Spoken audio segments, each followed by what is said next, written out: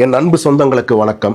என்ன உங்களுக்கு நல்லா தெரியும், சில விஷயங்களை நம்ம வெளிப்படையாக பேச வேண்டிய கட்டாயத்தில் சூழ்நிலையில் நம்ம இருக்கோம். நான் 2013 பாஜகவில் ஒரு அடிப்படை உறுப்பினராக சேர்ந்தேன். எதற்காக சேர்ந்தேன் அப்படின்னா, பிரதமர் நரேந்திர மோடி அவர்கள் அப்பொழுது அவர் தான் பிரதமராக வரப்போகிறாரு, அவர் ரொம்ப நல்ல மனிதர், அவருக்கு நிறைய ஒரு சோஷியல் மீடியாவில் எல்லாத்துலேயும் ஒரு பயங்கர கிரேஸ் ஒன்று இருந்தது. அதை பார்த்து எனக்கு பிடித்து நான் பாஜகவில் இணைந்தேன். அந்த காலகட்டத்தில் பெருசாக யூத் அப்படின்னு யாரும் இன்ஃப்ளோ அப்படின்னு அந்த பார்ட்டியில் யூத் இல்லை. ஆனால் நான் அப்போ நான் இணையும் போதே ஒரு 200 பேரோட இணைஞ்சேன். 2013 இப்போ வரைக்கும் எ கமிட்டட் காரியகர்த்தாவாக, எ கமிட்டட் ஆஃபீஸ் பேரராக நான் எனக்கு கொடுக்கப்பட்ட அனைத்து பணிகளுமே நான் செஞ்சுருக்கேன்.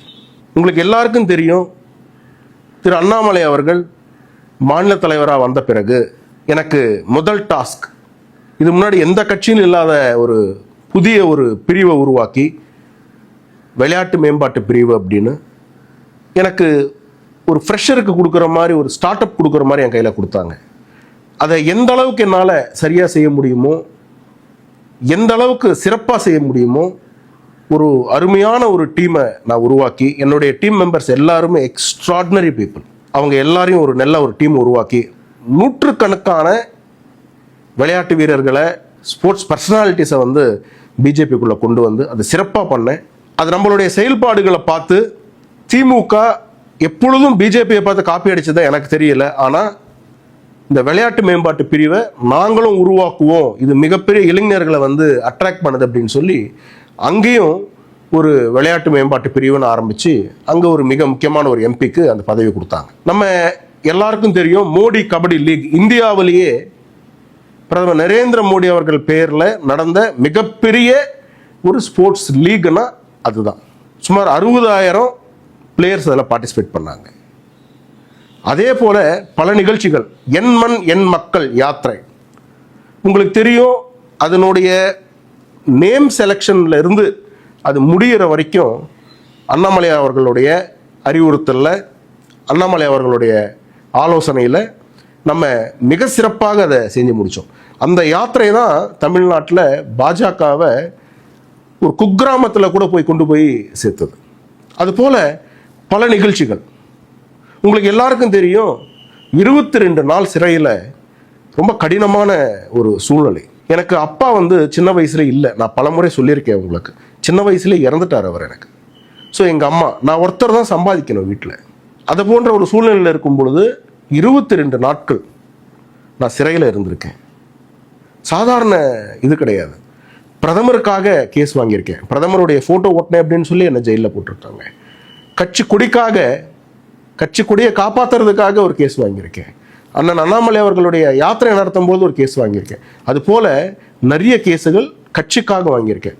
கட்சி கேஸ் தவிர என் மேலே எந்த ஒரு கேஸோ, ஒரு சின்ன சம்மன் கூட என் மேலே கிடையாது. அது வெளிப்படையாக இருக்குது அந்த ரெக்கார்ட்ஸ்.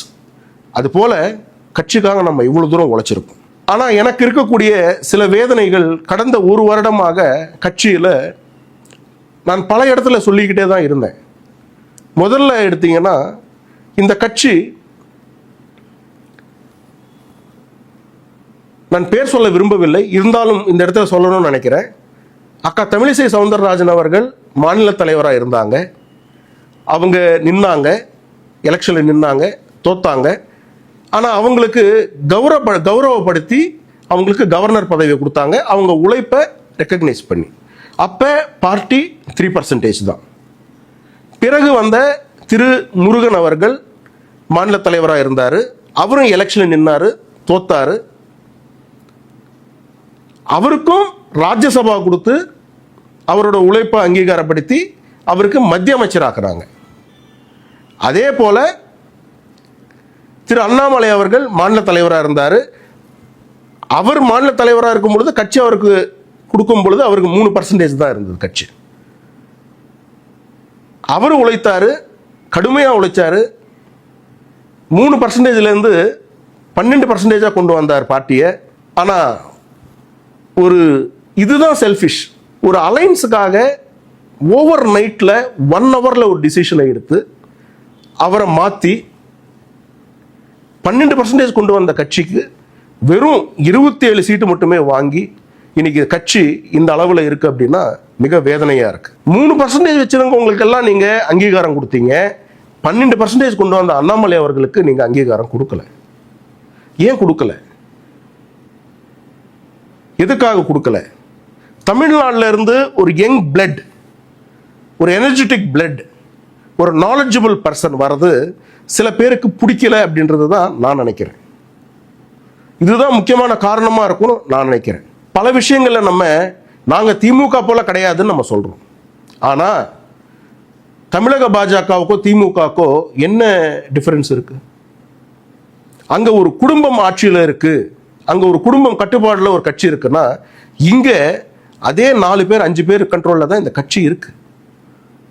அவங்களே தான் நிக்கணும். தோத்தாலும் பரவாயில்லை, திரும்பி திரும்பி அவங்களே தான் நிக்கணும். இந்த கட்சிக்காக உழைத்தவர்கள், ஒரு தொண்டருக்காக நான் பேசணும்னு நினைக்கிறேன். நானும் ஒரு தொண்டன் தான்.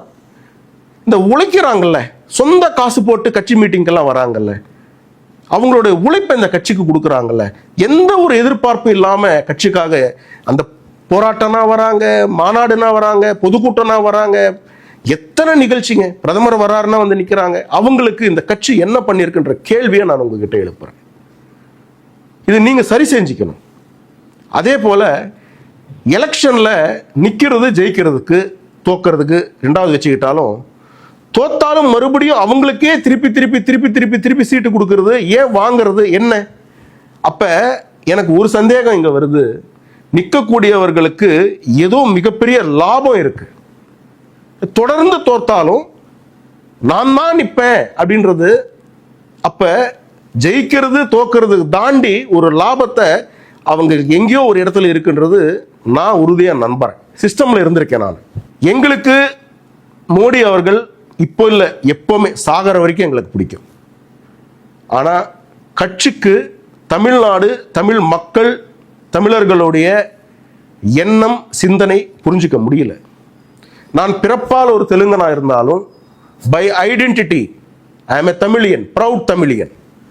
ஐ ஸ்டாண்ட் ஃபார் தமிழ் ரைட்ஸ். தமிழர்களுக்காக நான் நிற்பேன். இது என்னுடைய கடமை. அது போல இப்ப இருக்கிறவங்க நிறைய பேர் வந்து பேசிட்டே இருக்கிறாங்க. நான் இன்னும் 2 நாள்ல நான் பிரஸ் மீட் கொடுக்குறேன். நிறைய பேர் அண்ணாமலை அவர்கள் மேல நிறைய குற்றச்சாட்டு நீங்க சொல்றீங்க. எல்லாத்துக்கும் பதில் சொல்லுவோம். அதே போல வருங்காலம் என்பது திரு அண்ணாமலை அவர்கள், திரு விஜய் அவர்கள், இப்படிதான் போட்டி இருக்குமே தவிர மற்றவங்க எல்லாருமே இரலவெண்டா மாறிடுவீங்க. இவங்க 2 பேர் நடுவில் தான் போட்டியே இருக்கும். இவங்க 2 பேர் நடுவில் தான் காம்படிஷனே இருக்கும். இன்னைக்கு அண்ணாமலை அவர்கள் தொடங்கி இருக்கக்கூடிய இயக்கம் தமிழர்கள் நடுவில் மிகப்பெரிய வரவேற்பை பெற்றிருக்கு. நான் என்னைக்கு அதில் இணைஞ்சிக்க போறேன், அதில் என்னைக்கு நான் அண்ணாமலை அவர்களுடைய நான் சேர்ந்துக்க போறேன்றதெல்லாம் நான் பிறகு சொல்றேன். மிக முக்கியமாக நான் உங்களுக்கு சொல்லணும்னு நினைச்சது, கட்சி தொண்டர்களுக்கு ஏதாவது நல்லது செய்யணும், கட்சிக்காக உழைச்சவங்களுக்கு நல்லது செய்யணும். எங்கேயாவது ஒருத்தர் சொல்றாங்க, இந்த கட்சியை விட்டுட்டு போறவங்க எல்லாருமே சுயநலவாதிகள். மத்தியில் ஆளுங்கட்சியில் இருக்கக்கூடிய ஒரு கட்சியில இருந்து ஒருத்தர் வெளியே போறாங்கன்னா அது எப்படி சுயநலமா இருக்கும்? நான் கேட்கறதெல்லாம் ஒண்ணுதான். கட்சியில் இருக்கக்கூடிய தொண்டர்களுக்கு அடிப்படையில் நம்ம எதுவுமே பண்ணலைனாலும் பரவாயில்ல, அவங்களுடைய தன்மானத்தை நம்ம காப்பாற்றணும். அந்த தன்மானத்தை காப்பாற்றக்கூடிய செயல் கூட செய்ய முடியாத சூழ்நிலையில இன்னைக்கு தமிழக பாஜக இருக்கின்றது தான் எனக்கு மிக வேதனையா இருக்கு. நான் ஒண்ணு மட்டும் உங்ககிட்ட சொல்லிக்கணும்னு நினைக்கிறேன். குப்புசாமி அண்ணாமலை என்னும் நான் அப்படின்னு சொல்லி அந்த வார்த்தைகளை நான் கேட்கும் வரைக்கும் நான் ஓய மாட்டேன். உறுதியாக சொல்கின்றேன், வருங்காலத்தில் அண்ணன் அண்ணாமலை அவர்கள் தான் முதல்வராக வருவார். நன்றி, வணக்கம்.